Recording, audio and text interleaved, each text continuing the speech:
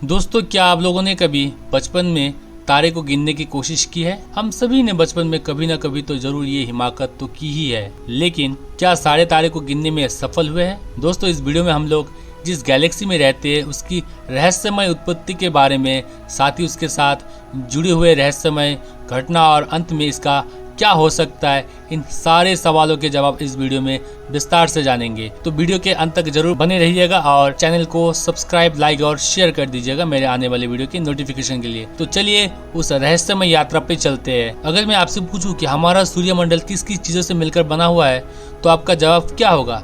यही कि पृथ्वी जैसे कुछ ग्रह, चांद जैसे कुछ उपग्रह, धूमकेतु, उल्का और एक तारा यानी कि सूरज से मिलकर बना है। बस इसी तरह एक आकाशगंगा बनी हुई होती है। बहुत सारे अनगिनत तारे, ग्रह, बड़े बड़े बादल, धूल, हाइड्रोजन, हीलियम जैसे गैस मिलकर एक बहुत बड़ा ग्रुप बनाते हैं और ग्रेविटेशनल फोर्स की वजह से ये सारी चीजें एक साथ बंधी रहती है, जिसे हम आकाशगंगा कहते हैं यानी गैलेक्सी कहते हैं। हमारी जो आकाशगंगा है उसका नाम मंदाकिनी है।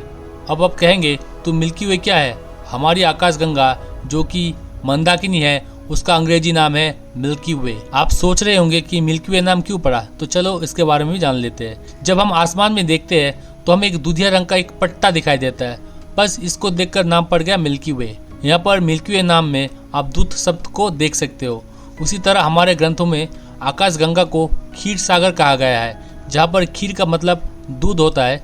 कोरिया के लोग इसे मिडियाई कहते हैं, जिसका अर्थ भी होता है चांदी का नदी। आकाशगंगा यानी कि गैलेक्सी के आकार तीन तरह के होते हैं: स्पाइरल गैलेक्सी यानी सर्पिल आकार, इलिप्टिकल गैलेक्सी यानी अंडाकार, इरेगुलर गैलेक्सी यानी अनियमित आकार। मिल्की वे गैलेक्सी की उत्पत्ति रहस्य में डूबी हुई है, लेकिन एस्ट्रोनॉमर का मानना है कि ये हमारी घरेलू मिल्की वे गैलेक्सी 13.6 अरब साल पहले शुरू हुई थी और ये अपने वर्तमान आकार से बहुत छोटी थी। ये अपने वर्तमान आकार तक पहुंचने के लिए इसका किस तरह ग्रो हुआ है, उसके लिए हमें गैलेक्टिक कैनिबलिज्म युग का धन्यवाद कहना चाहिए। गैलेक्टिक कैनिबलिज्म मतलब इसमें बड़े गैलेक्सी अपने कंपेनियन गैलेक्सी को टाइडल ग्रेविटेशनल इंट्रैक्शन के जरिए अपने साथ मार्च कर लेती है यानी निगल लेती है। दूसरी आकाशगंगा की तरह ही हम लोगों की मिल्की वे गैलेक्सी का शुरू हुआ था मैटर के एक छोटे से गुच्छे के रूप में, जिसका डेंसिटी ब्रह्मांडीय औसत से थोड़ा अधिक था। ये गुच्छे लगभग पूरी तरह से डार्क मैटर से बना था और डार्क मैटर पदार्थ का ऐसा रूप जो लाइट के साथ इंटरेक्ट नहीं करता है। क्योंकि उस छोटे से डार्क मैटर के गुच्छे का डेंसिटी एवरेज डेंसिटी से थोड़ा अधिक था, इस डार्क मैटर के गुच्छे के पास उसके आसपास मौजूद चीजों के कंपैरिजन में अधिक ग्रेविटी था। उस अधिक ग्रेविटी ने इसे और डार्क मैटर को गुच्छे में आकर्षित करने में सक्षम बनाया। इस तरह डार्क मैटर के जुड़ने के कारण ये गुच्छा और भी ज्यादा स्ट्रांग होता गया, जिसका कारण इसने और भी अधिक डार्क मैटर को आकर्षित किया और इसी तरह ये चलता गया। आखिरकार डार्क मैटर के गुच्छे नॉर्मल मैटर के साथ एक डेंस पॉकेट में एक साथ मिल गए और इस तरह पहला तारा बन गया।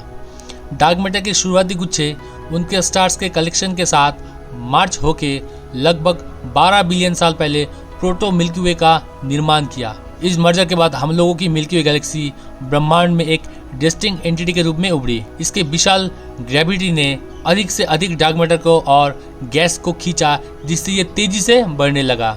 जैसे जैसे ये बढ़ता गया, ज्यादातर गैस सेंटर में जमा हो गई। जैसे ही गैस कोलैप्स हुआ, उसने एक पतली तेजी से घूमने वाली डिस्क का निर्माण किया। ये डिस्क तेजी से तारों का निर्माण करने लगी। कुछ अरब साल बाद मिल्की वे ने तेजी से स्टार बनाने की पीरियड का अनुभव किया।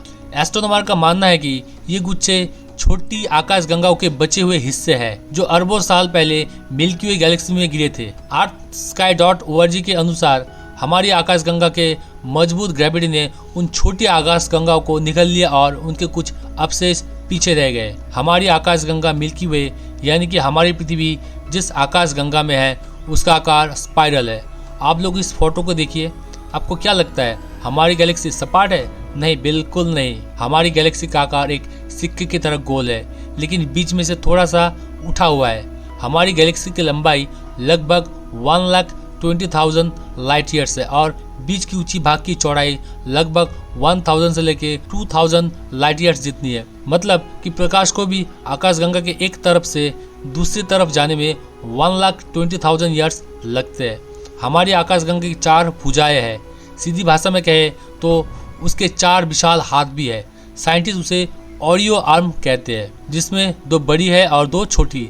2 छोटी भुजाओं का नाम सेजिटेरियस और नॉर्मा है, यानी धनु और नॉर्मा। इन स्पाइरल भुजाओं में गैस, धूल और कई सितारों के ग्रुप शामिल है। 2 बड़ी स्पाइरल भुजाओं का नाम स्कूटम, सेंटोरस और पर्सियस है। ये दोनों हाथ गैलेक्सी के सेंटर से खुले हुए हैं। ये चारों भुजाओं में कई शाखाएं भी बनी हुई है, बिल्कुल इन भुजाओं की तरह। आकाशगंगा के ये चारों हाथ प्राचीन सितारों से भरे हुए हैं। हमारे सोलर सिस्टम बड़ी भुजा पर्सियस और छोटी भुजा सेजिटेरियस के बीच में है। हमारी आकाशगंगा में लगभग 100 अरब तारे हैं। साइंटिस्टों के मुताबिक तारों की यह संख्या इससे कहीं ज्यादा है, लगभग 200 से लेकर 400 अरब के आसपास। साथ ही 100 अरब जितनी ग्रह हैं, उनमें से 50 करोड़ ग्रह ऐसे हैं जहाँ पर लाइफ सपोर्ट करे ऐसा एटमॉस्फेयर हो सकता है। जिस तरह से हमारी पृथ्वी सूरज के आसपास परिक्रमा कर रही है, उसी तरह हमारा सूरज भी आकाशगंगा के सेंटर की परिक्रमा कर रहा है। हमारे सूरज को आकाशगंगा का एक चक्कर पूरा करने के लिए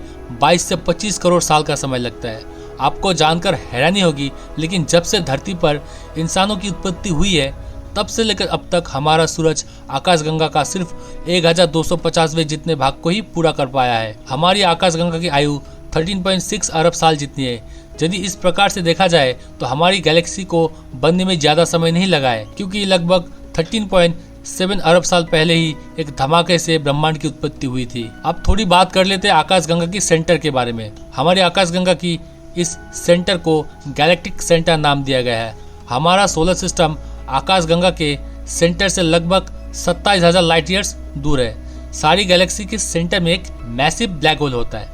हमारी मिल्की वे गैलेक्सी के सेंटर में भी एक है। उसका नाम एस्ट्रोनॉमर ने सेजिटेरियस ए रखा है। इसका द्रव्यमान मतलब कि मास हमारे सूरज से लगभग 40 लाख गुना ज्यादा है। ये ब्लैक होल भारी मात्रा में ग्रेविटेशनल फोर्स प्रोड्यूस करके आकाशगंगा को बंधे रखने में मदद करता है। सेंटर के आसपास तारे और गैस भारी मात्रा में है, जो 220 किलोमीटर पर सेकंड की स्पीड से सेंटर की चारों ओर घूमते हैं। गजब बात ये नहीं है कि ये घूमते हैं, लेकिन चौंकाने वाली बात तो यह है कि ये तारे, गैस और धूल बहुत विशाल मात्रा में फैले हुए हैं। यहाँ पर सेंटर का स्टडी करने पर पता चला कि गति के कुछ नियम का उल्लंघन हो रहा है। लेकिन ऐसा कैसे हो सकता है? साथ ही मालूम पड़ा कि हमारी गैलेक्सी का 90% जितना द्रव्यमान हमारे और हमारे टेलीस्कोप के लिए अदृश्य है, मतलब हम देख नहीं सकते। वैज्ञानिकों ने इस अदृश्य चीज को डार्क मैटर का नाम दिया। ये चीज भारी मात्रा में सेंटर के आसपास है, जिसका हम बस प्रभाव देख सकते हैं। बाकी तो अभी भी वो रहस्यमय बना हुआ है। अगर आप आसमान के तारों को गिनने की कोशिश करेंगे तो आप मिल्की वे के 2500 जितने तारे को ही गिन पाएंगे। एक अंदाजा लगाया जा रहा है, थोड़ा कम या ज्यादा हो सकता है। हमारी गैलेक्सी के सबसे नजदीक की गैलेक्सी एंड्रोमेडा है। ये गैलेक्सी हमारी गैलेक्सी मिल्की वे से 2 गुना बड़ी है। साइंटिस्टों के मुताबिक अगले 5 अरब सालों में हमारी गैलेक्सी इससे टकराएगी। ये टकराव भी कुछ अरबों साल तक चलेगा और एक नई गैलेक्सी की रचना होगी। मिल्की वे गैलेक्सी के अंदर भी कई उपग्रह आकाशगंगा है और वो सारी आकाशगंगा एक लोकल ग्रुप का हिस्सा है, जो वर्गो सुपर क्लस्टर का हिस्सा है, जो खुद लनेकिया सुपर क्लस्टर का एक भाग है।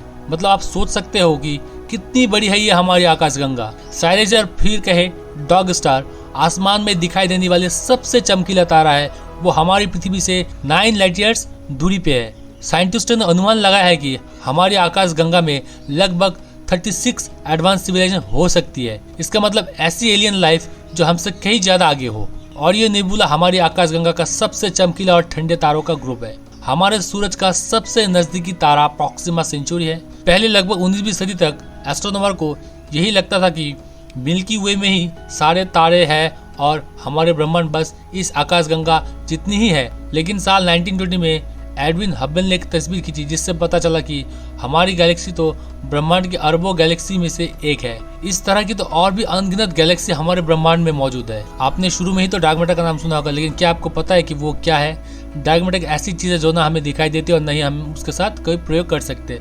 मतलब कि एक चीज जो अदृश्य है और ब्रह्मांड के सारी चीजों को आर पार हो सकती है।